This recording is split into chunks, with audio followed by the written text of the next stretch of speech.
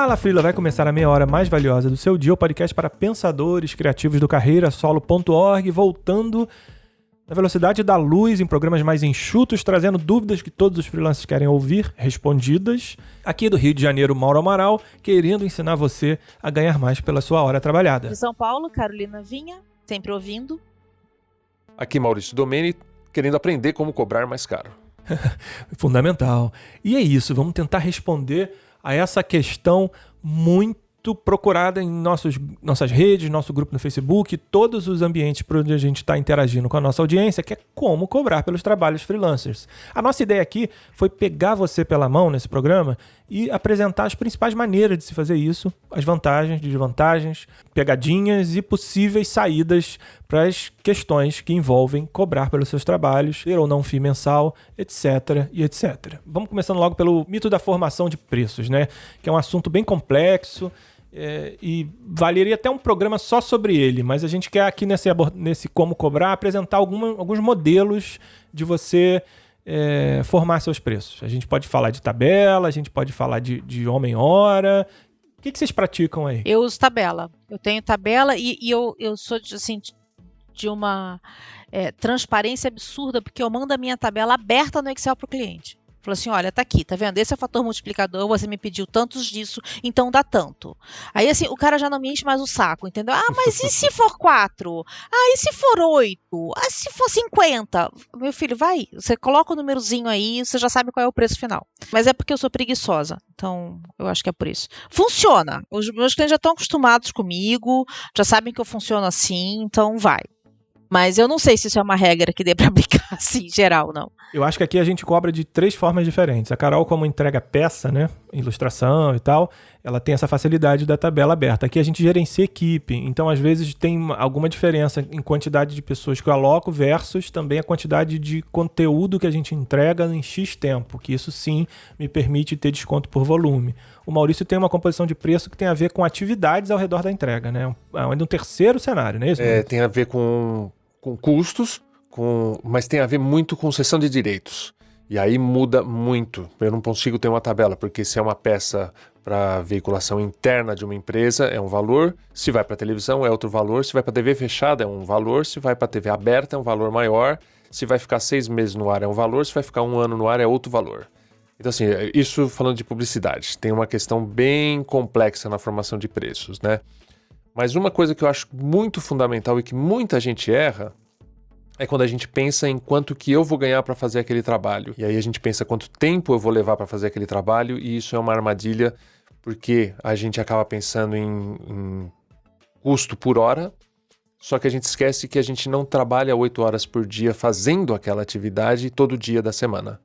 Então aí tem um erro grande, porque a gente passa muito tempo prospectando, montando orçamento, atendendo o cliente, e a gente esqueceu de contar essas horas. Na verdade, a gente consegue trabalhar, eu já vi estimativas, e aqui eu acho que é por aí também, é mais ou menos 1/3 das horas que você realmente fez o trabalho.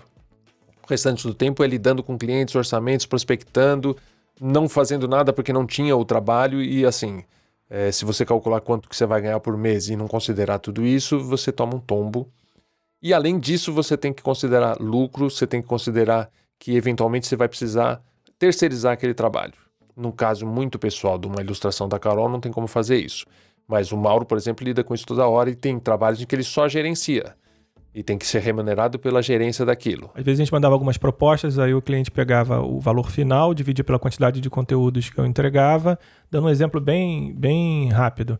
Ele vê lá uma proposta de R$1.000 para entregar 500 conteúdos. Ah, então cada conteúdo é R$2? Não é. Aí tem incluídos o valor da minha hora de gerenciar esse trabalho, tem o valor do treinamento que a gente vai dar para as equipes, enfim. Essa conta não é de chegada assim. Então, por isso que com o tempo eu fui aprendendo a separar quanto eu cobro para alocar e gerenciar a equipe e, além disso, quanto é a entrega. Às vezes, na entrega, a gente negocia. Eu não negocio o FII da equipe, por exemplo. A gente pode negociar o valor da unidade de entrega, vamos supor, no seu caso, uma trilha, no meu caso, um post ou, um roteiro. Mas é importante ter isso em mente, sim. Custos fixos, custos agregados, as suas margens. Tudo isso vai ficando mais complexo de acordo com quão mais complexa é a sua entrega.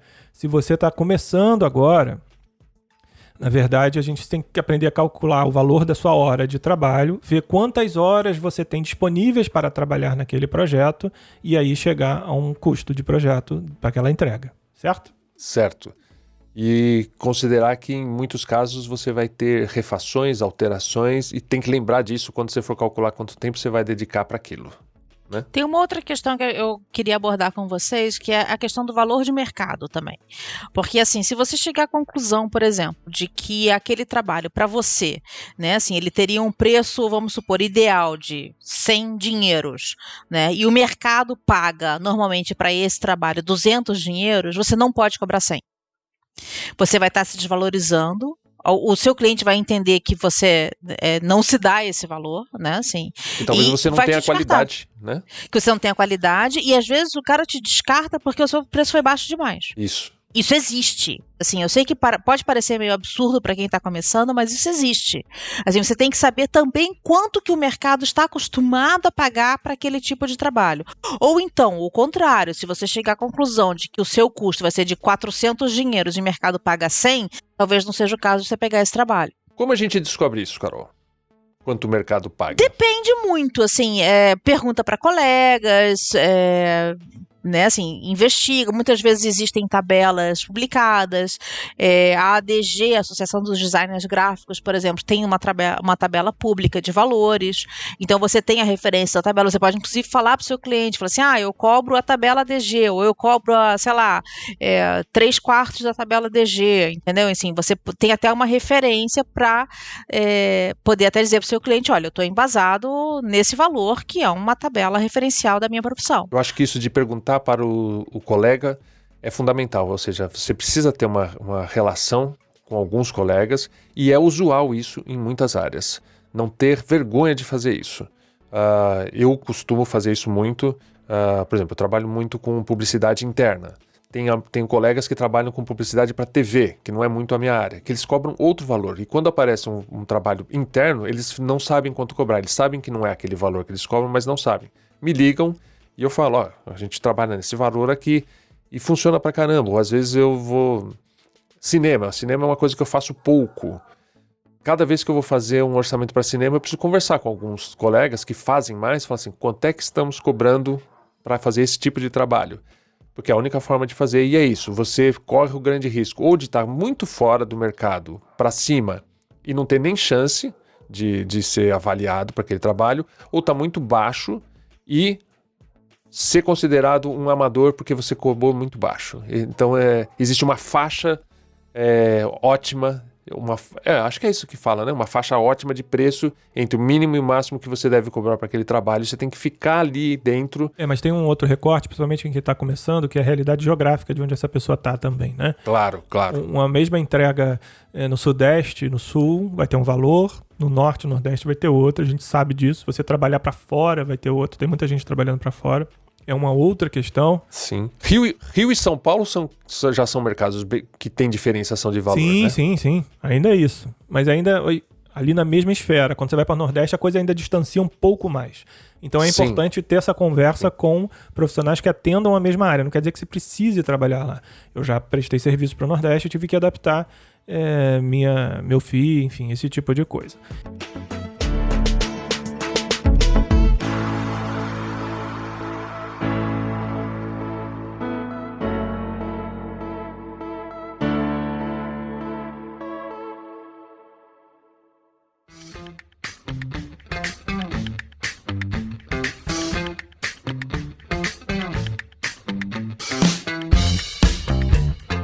Tá, formação de preços é essa coisa multifacetada, cheia de desafios e que parte de uma conversa com seus pares. E aí, uma vez estabelecido isso, ainda assim, tem as formas, mesmo que você tenha um valor em mente, tem as formas de se cobrar por isso. Quem está começando faz muito naquele esquema sinal mais entrega. 50%, nem só quem está começando, mas normalmente quem entrega um job de curta duração. Um pequeno sinal que pode ser de 30%, 50% para começar o trabalho e o restante na contra-entrega ou entrega mais 2 alterações daquele trabalho. Esse primeiro primeira forma de se cobrar combina muito com trabalhos curtos, para aquela marca que você vai entregar para uma loja do bairro, para uma série de textos para uma rede social, com início, meio e fim, normalmente situadas ali dentro de um mês e meio. Beleza. Segundo modelo, FII, que nada mais é do que taxa, né? É um pagamento mensal muito relacionado a entregas continuadas ou a um contrato de um pouquinho maior de duração. Então, vamos supor que eu diga, cliente, para essa tua marca aí se diferenciar no mercado, você precisa publicar 3 posts por semana durante 6 meses. Isso dá, 3 por semana, 12 por mês, 80 conteúdos. Então você estabeleceu uma meta, dividiu essa meta em meses e diz, todo mês você vai me pagar X mil reais ou X reais para eu te entregar esse conteúdo revisado ou publicado. Qual é a vantagem disso? Você pode se programar melhor, né? E encaixar suas contas, seu fluxo de recebimentos ali nesse cenário. E um terceiro ainda, o que eu já pratiquei muito, é o que eu almejo e indico para determinado, e acho que todo mundo aqui vai atrás disso, que é um contrato maior para uma entrega maior. Isso pode ser para um grande projeto, o Maurício falou de filme, né, de cinema, vai lançar um longa, então o Maurício fecha um contrato para entregar aquela trilha sonora. Imagino que não seja feita em um mês, deve demorar mais, né? Não sei. Estou aqui chutando. Tem pesquisa, né? Tem testes, tem vai e volta. Enfim, esse seria um Shangri-La, vamos dizer assim, porque te permite reunir a questão do FII, ou seja, você vai ter um pagamento mensal e uma entrega ainda maior. Já tive contrato de 2 anos e meio, 3 anos, entregando conteúdo para uma determinada marca. Didaticamente, eu separei nesses 3 cenários. Vocês entendem mais algum, assim? Eu nunca vivi nenhum desses. Então vamos inaugurar o 4º cenário, o chamado cenário Domene. O cenário capitalismo selvagem. É como? Conta pra mim. Publicidade. Eu sou de uma esfera socialista. Fornecedor de publicidade. Os caras estão pagando 90 dias, às vezes 120. Já vi caso de 180 dias. Então, não, depois da entrega. Não, eu não estou entrando nesse mérito. Tudo isso aqui, tirando o sinal mais entrega, no primeiro recebimento, eu também já amarguei 120 dias de espera, 60 dias de espera. Mas depois que ele começa, vira uma recorrência, não é? Ou não? Não, porque é trabalho único. Vocês são amadores. Mercado editorial paga com 6 meses, tá, amor? Até 6 meses. O normal é 3, mas pode chegar a 6 meses. Então tá batendo com isso da Carol. Eu tenho muitos clientes que são produtoras de vídeo, que estão prestando serviços para agências ou para clientes. E eles também estão atrelados ao recebimento desse cliente. E muitas vezes, assim, o cenário mais comum, eu não consigo estabelecer um fluxo de caixa porque eu não tenho a menor ideia de quando que eu vou receber pelos trabalhos que já feitos. Isso é um cenário super comum na minha área. E assim, não adianta eu cobrar da produtora de vídeo porque ela não recebeu ainda do cliente. Ela não está te sacaneando, demorando para pagar. Ela não recebeu. Se eu forçar a barra, pode ser que ela pague, mas ela vai ter que tirar do fluxo de caixa dela, do capital de giro dela, para me pagar, sendo que ela já, nessa situação toda, não é nem de pandemia, nesses últimos anos de crises no setor, ela não tem capital também para me pagar. Então assim, eu vou forçar uma barra para ele me pagar. Eu não quero forçar a barra do meu cliente, de um cliente recorrente. Cliente que todo mês está ali com 1, 2 peças fazendo. Então, assim, tem esse problema.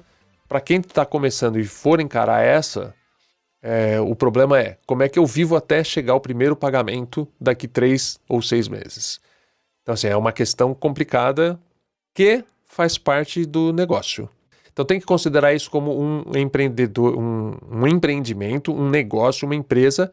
E você vai precisar ter um capital de giro para se sustentar até começar a receber os primeiros pagamentos. É a dureza da realidade. É a dureza da realidade, mas vamos dar uma boa notícia para as pessoas não saírem correndo, largarem o fone e saírem correndo pelo metrô. Ah, não! Esse cenário que a gente está desenhando tem a ver com determinado tipo de conta. Sim. Determinado tipo de estrutura, né? Sim, sim. Quando você está começando... por isso que eu digo que às vezes o melhor cliente é o pequeno e o médio. Ah, sim, você nunca consegue. É o cliente grande. Porque a agilidade de pagamento é maior. Você trabalhar para uma startup, às vezes ela já recebeu um fundo de investimento para começar, às vezes ela tem uma grana já alocada para tirar uma determinada entrega do chão e botar no ar, ela já tem aquele dinheiro. Então, isso vai ficando mais demorado, com mais complexo a sua relação comercial. Alguém já Sim. participou de leilão online, pregão online, por exemplo, aqui? Não. Eu já participei de um, aí você tem que ter a proposta comercial e técnica pronta, subir, aí depois você ganha aquilo, aí o cara monta o contrato, aí olha, você me falou que me entrega aqui em 60 dias esse projeto, o pagamento é em 180. Então é esse tipo de coisa, mas aí já é a já está em outro nível, num nível absurdo, Para quem está começando, cliente pequeno e médio, é a melhor coisa do mundo, porque você pode, inclusive, praticar aquele primeiro cenário que eu falei, do sinal e entrega, sim. Eu não quis demonizar esse cenário. Apenas não se encaixa nos contratos que eu tenho aqui. Mas você é um fotógrafo, vamos supor. Quero fazer esse shooting aqui pro Instagram da marca. Beleza, vamos para aceitar 50%. Quando eu te entregar as 50 fotos contratadas, mais 50%, por exemplo.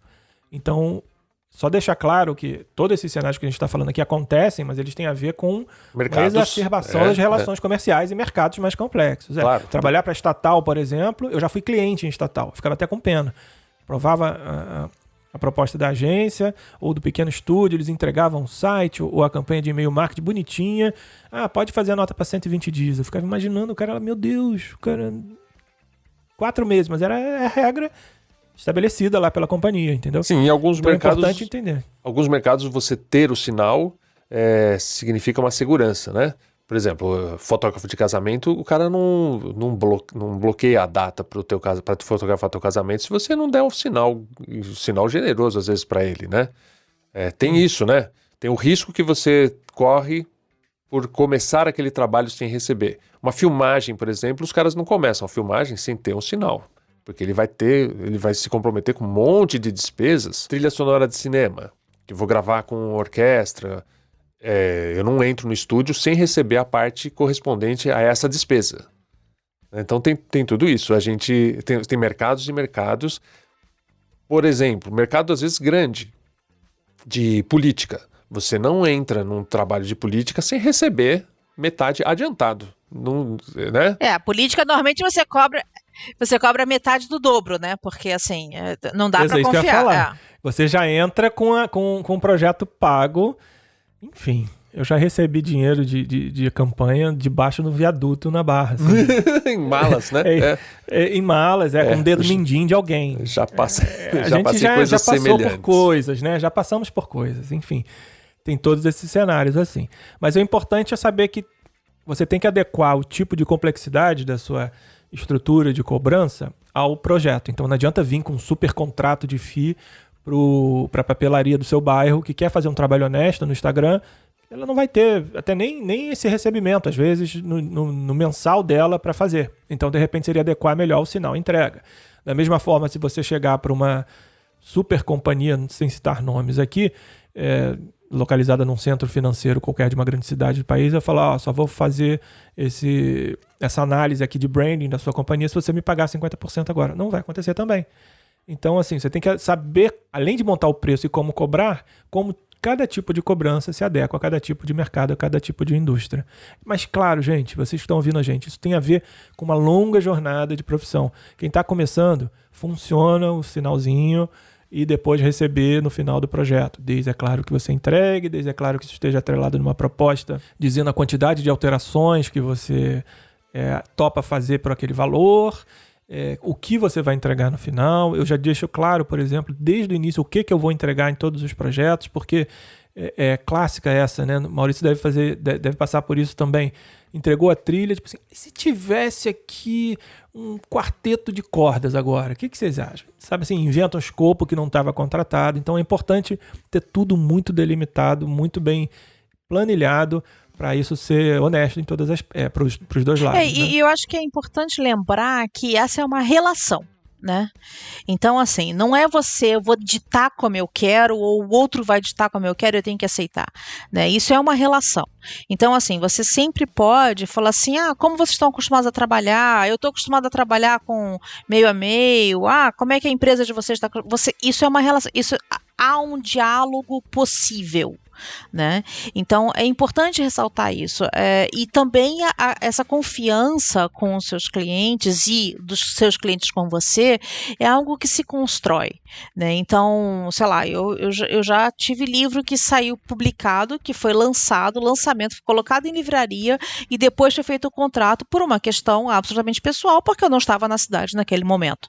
Então, assim, precisava assinar presencialmente, ainda no velho normal, né?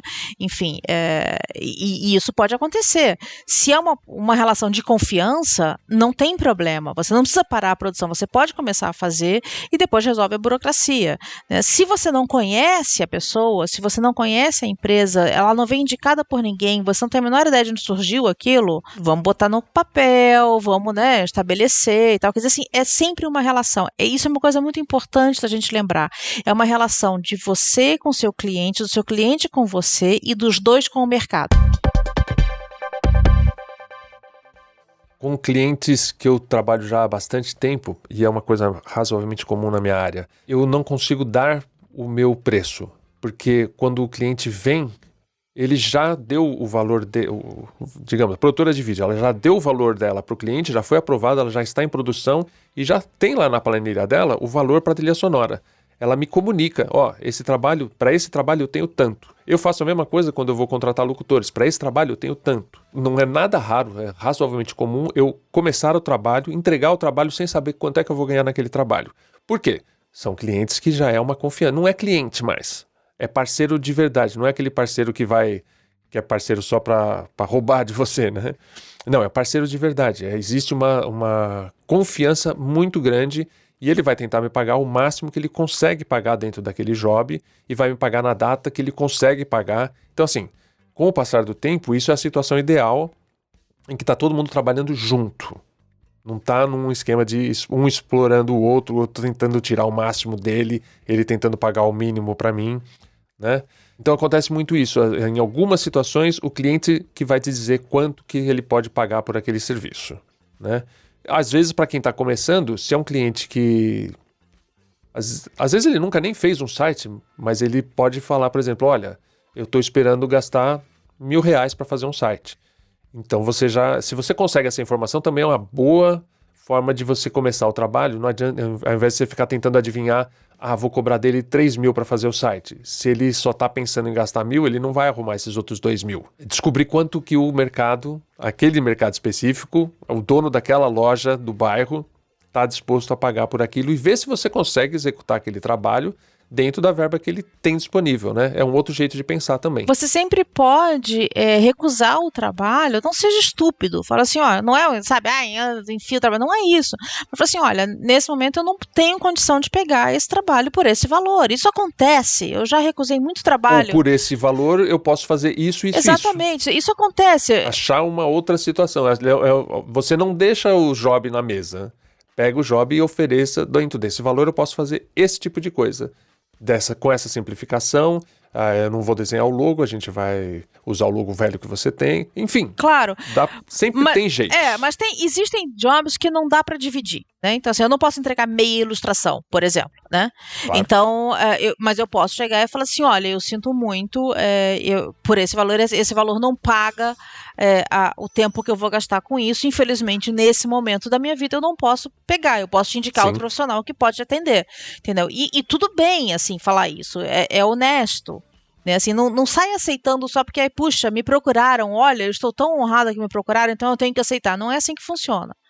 Né, assim, sim, é sempre uma honra te procurar e te considerarem para um trabalho, mas isso não é determinante se você vai pegar o trabalho ou não. A gente vai falar num outro episódio sobre quando aceitar um trabalho de graça ou um trabalho com valor muito baixinho, né? Mas isso é para um outro episódio.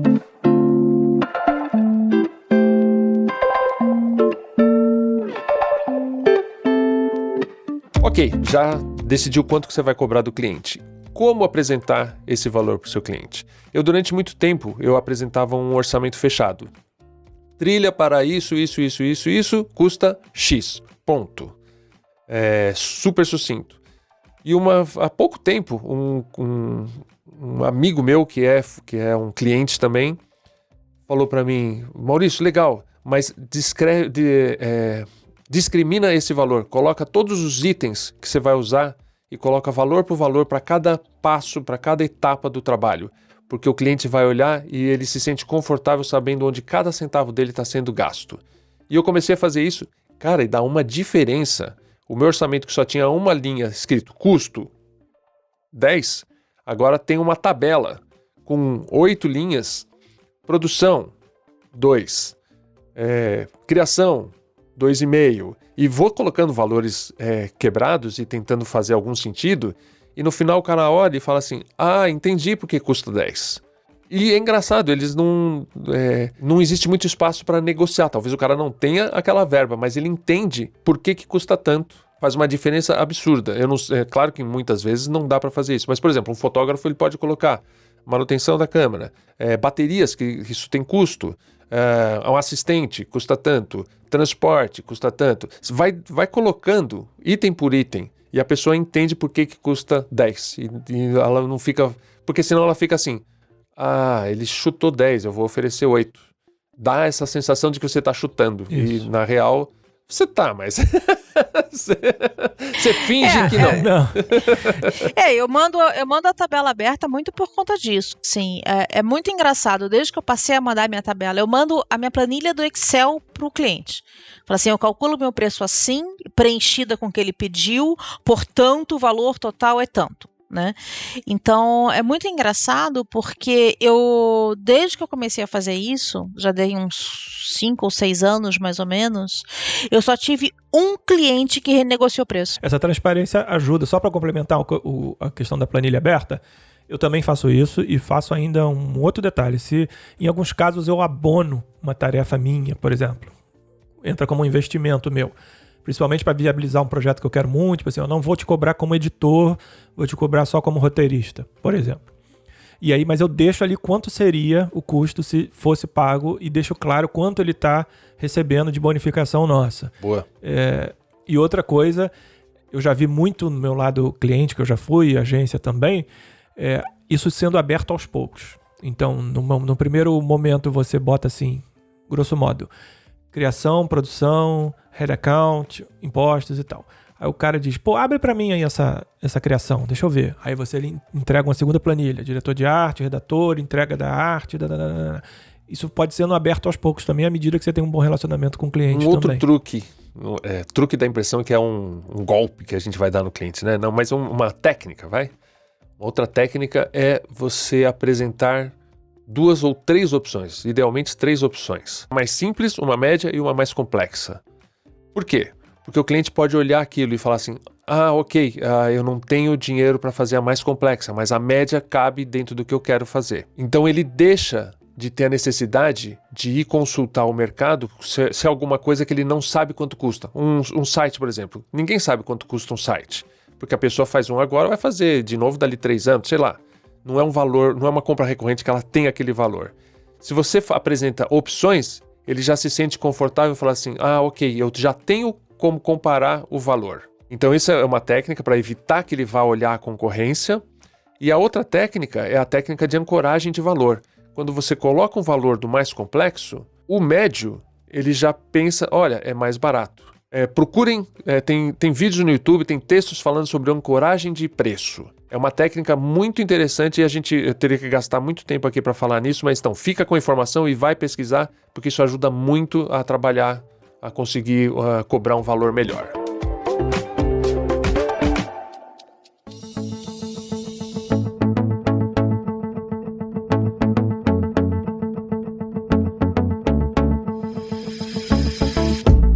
É isso aí, pessoal. Esse foi o Fala Freela 134, onde a gente deu uma pincelada muito inicial sobre técnicas de como cobrar pelos trabalhos freelancers. Isso vai reforçando desde uma estrutura mais simples, onde você recebe um pequeno sinal e quando entrega o trabalho, o restante do orçamento, até composição de equipe, até técnicas de fechar ou não planilha, até essa última dica muito legal sobre ancoragem de preço. A gente vai tentar linkar aí esses vídeos e esses artigos que falam sobre o tema, mas a gente espera que tenha deixado aí claro de que tem tudo a ver com o tempo que você leva, o quanto que você vai investir do seu dia a dia e quanto espaço você tem. Isso é uma coisa muito importante. Não cobre pela hora que você não tem para vender.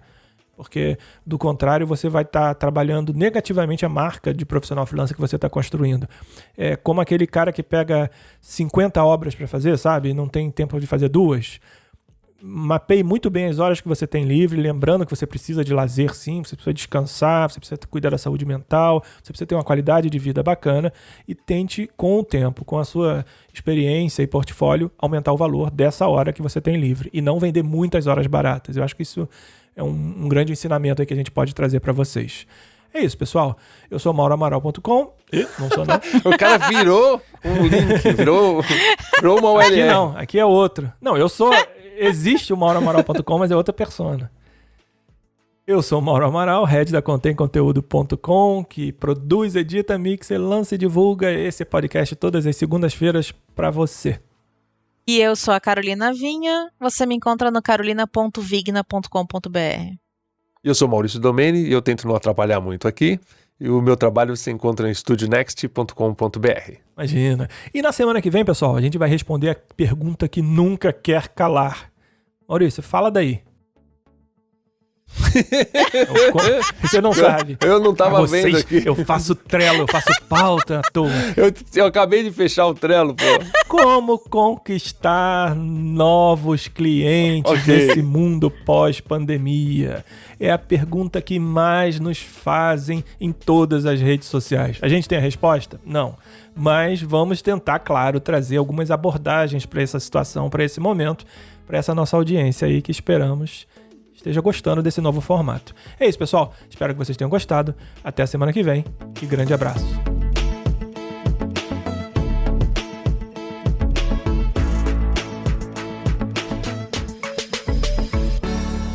O Fala Freela é uma produção da contemconteúdo.com.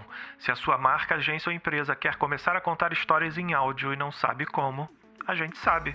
Acesse contemconteúdo.com/podcasts e conheça a nossa metodologia de produção, formas de contratação e programas que já colocamos no ar.